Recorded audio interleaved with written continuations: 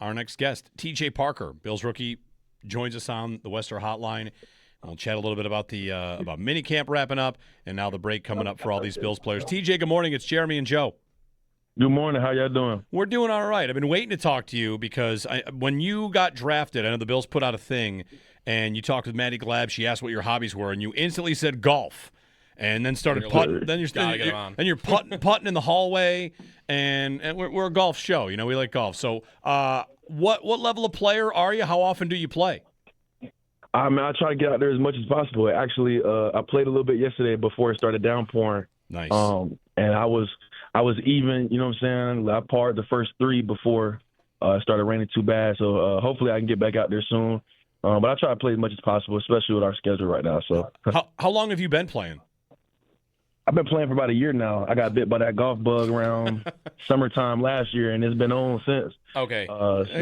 Hold on. How good are we talking? We're hanging up. If I could ask, is it rude to ask like what your scores are? Because if we hear something that's really good, as people that have been playing our entire lives, it might not feel great. Oh no.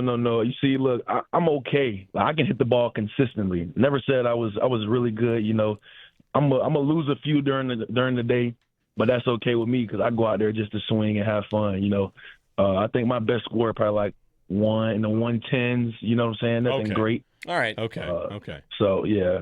Just good to get out there. A year in, though. Yeah. I thought if you were about to give us a number in like the 80s, I might have quit the sport on the spot. Oh, nah.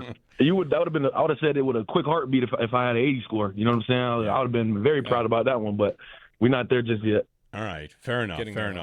You got bit by the bug. You're out there on the course. So now you get time off in between minicamp and training camp. Where will you go? What do you got on the docket for you for the next 6 weeks? So I'm gonna head back to Clemson and train. Spend some time there. Really, pack up all the rest of my stuff and get it shipped back up to Buffalo, and then really just spend these next couple of weeks really getting ready for the season.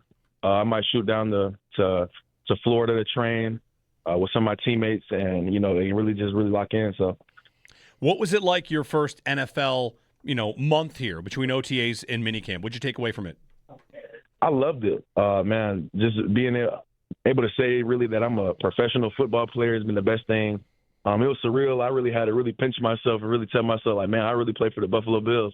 And it's been amazing. Really just getting around a pro setting, being able to, just experience it all. And it's been fun, especially learning from the older guys. So through the draft process, you probably talked to a lot of teams. Was there a type of defense you were kind of hoping to get into? And how does this one fit your skill set? Honestly, I'm in the perfect situation. This is similar to how I played my play style in college, similar roles. So just for me to just come in and be familiar with how, their style of play, Coach Leonard's defense, it's been amazing. It's been a smooth transition, understanding how to, run the defense and really how to play within it. So it's been great. I feel like this has been getting asked of a lot of the defensive linemen, but you're listed as outside linebacker. What would really be the difference in your mind, or like how would you describe your role in the defense? Same thing. I'm still a outside linebacker. I'm a defensive end. But obviously we got coverage responsibilities. That just comes within the defense. But at the same time, I'm still a defensive lineman. I still rush the passer. I still stop the run. We just athletes. We get out there in space and cover a little bit. You know what I'm saying? So that's the difference part of it. Bills defensive lineman T.J. Parker joining us. Bills edge T.J. Parker joining us on the Western Hotline. Jim Leonard has asked how to refer to all these positions as he's moving around. One other thing that the defensive coordinator said, T.J., was he's throwing as much as possible at you guys, and that'll be the plan. As you get to training camp, has it felt like there's a lot to get to? Obviously there's a lot right now just because everybody's, we're installing a new defense. This is his first year here. So, just learning the plays and understanding how to really run them and seeing different looks in practice. At first it was difficult for me just to get going. But now, I'm in a spot where, I'm comfortable. I understand what the plays is, I understand what I'm doing. And now it's just about vision, what I'm seeing and picking up on different cues, to help me play a lot faster. And I just give credit to, Coach Leonard and Coach April for helping us out with that, and especially our vets as well. Sorry, TJ. So. No, you're good. How different has this time of year been compared to college? Like, what has there been a stark difference to you, like college preparation for the season versus the NFL?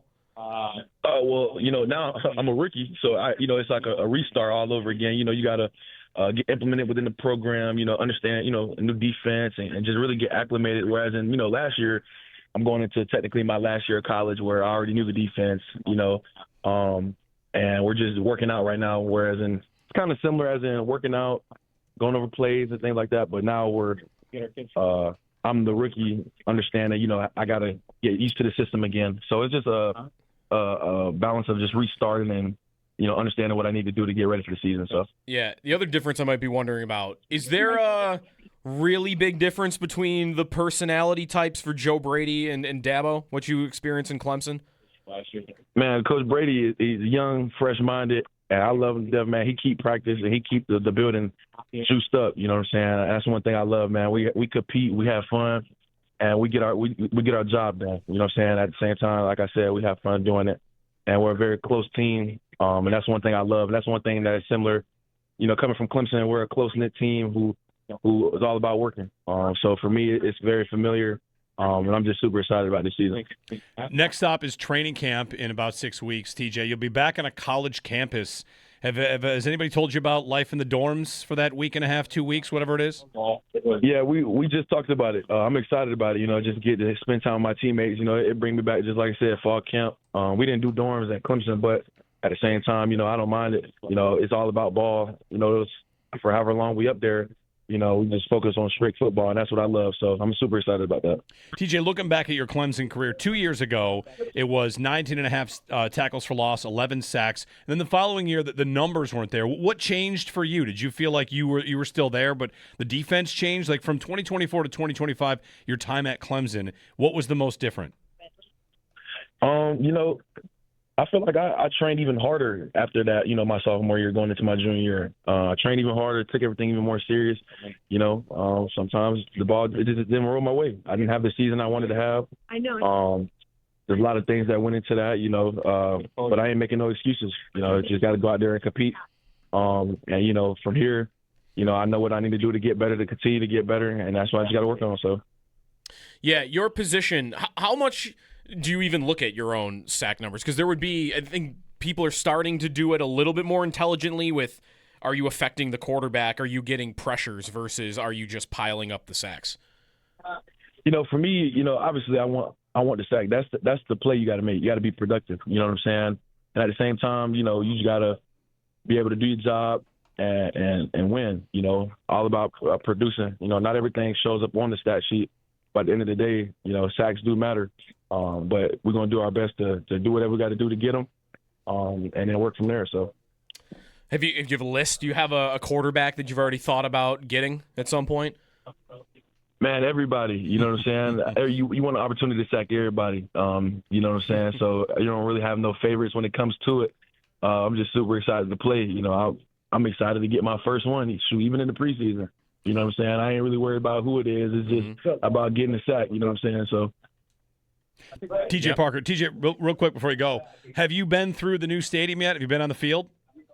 No, I haven't. I'm excited to go on it. Yeah, we all are. We're excited to get out there. All right, TJ. Well, best of luck. Enjoy the time off. Hit him straight if you're able to get on the golf course, and keep us posted on your progress.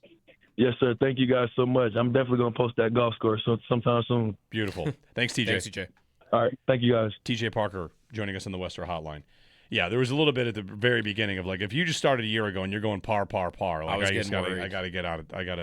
We're gonna have to hang up. I was getting worried because Jordan Poyer did that a couple of years ago, where he had took up golfing, and within 2 years, he was shooting in maybe he was shooting in the 70s even. Yeah, the game might not be that hard. It's just that your brain gets in the way. It also might, if you're new, you can be good. It might also not be that hard when you're as hard when you're a world-class athlete. That could probably be a part of it that too. That probably helps. That could help.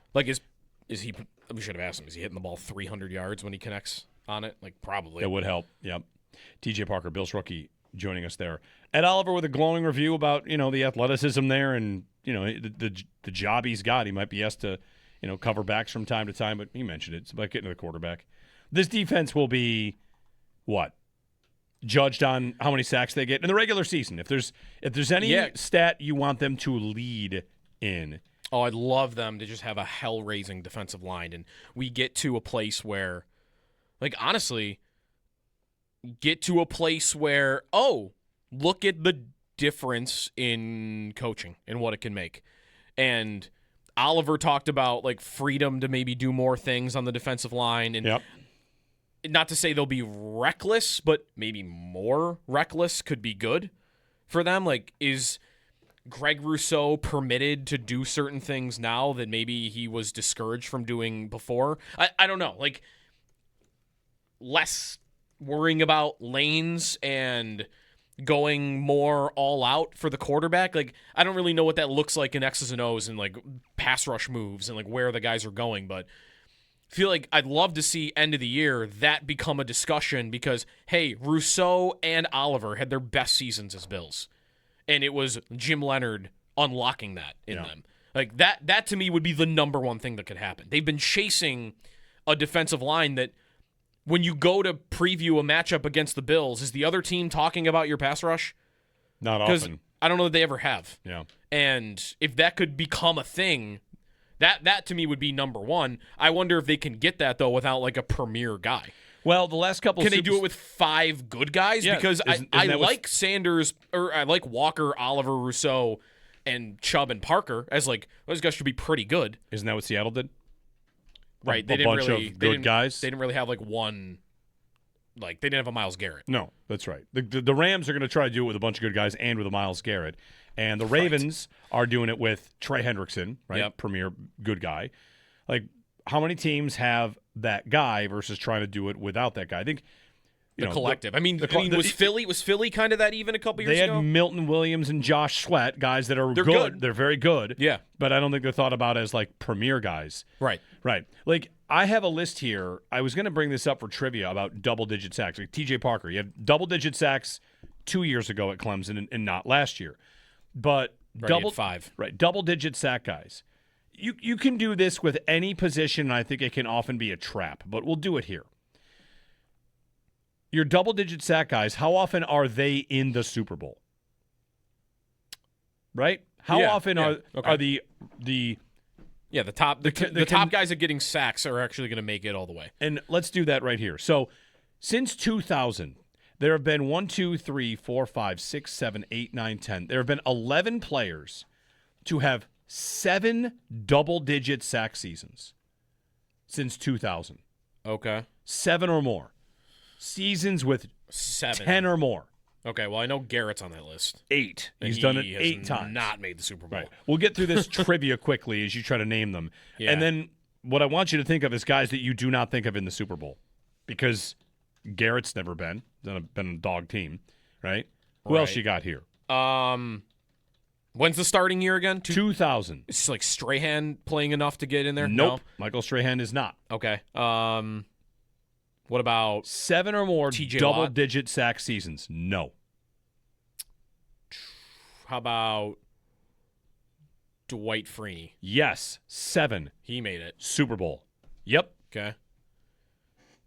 Who are like the mid 2000s pass rushers that I want to be? I think there's only one other guy on this list. James Harrison? No. Only one other guy on this list that's been to a Super Bowl, but I could be wrong about that. I'll give you the list here. The other guy that's been to a Super Bowl, Vaughn. Right. Rams and Broncos. Is J.J. Watt on this list? He is not. Really? Okay. Nope. DeMarcus Ware? Yes. 8.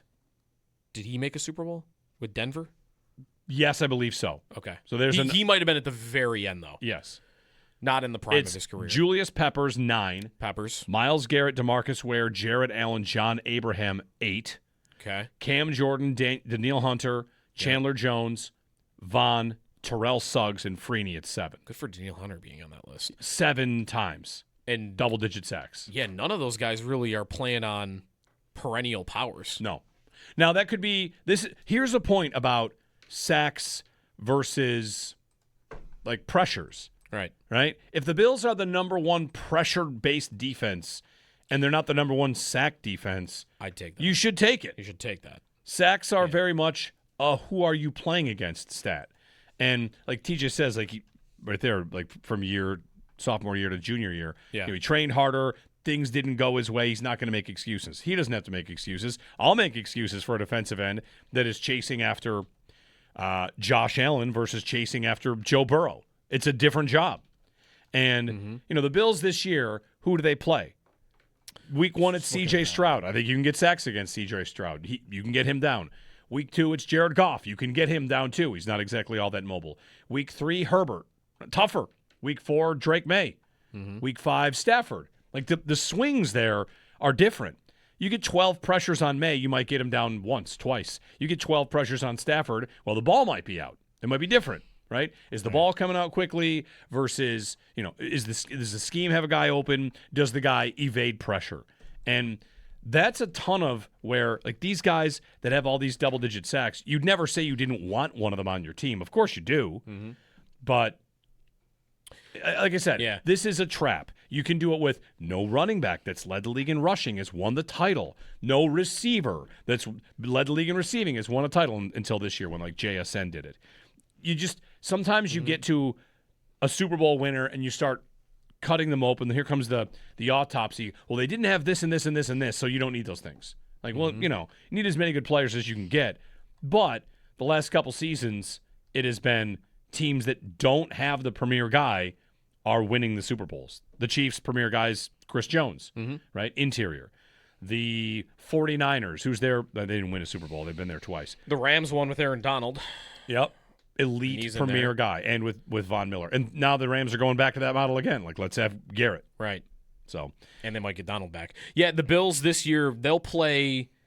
I'm looking at the list of sack percentage from last year, who took the most sacks in football last year. And I think out of, like, the top 10 guys, the Bills will play 3 of them. One of them, though, is Lamar. He was 3rd. He got sacked a lot last year. Didn't he get sacked a lot because he wasn't healthy and he couldn't outrun guys?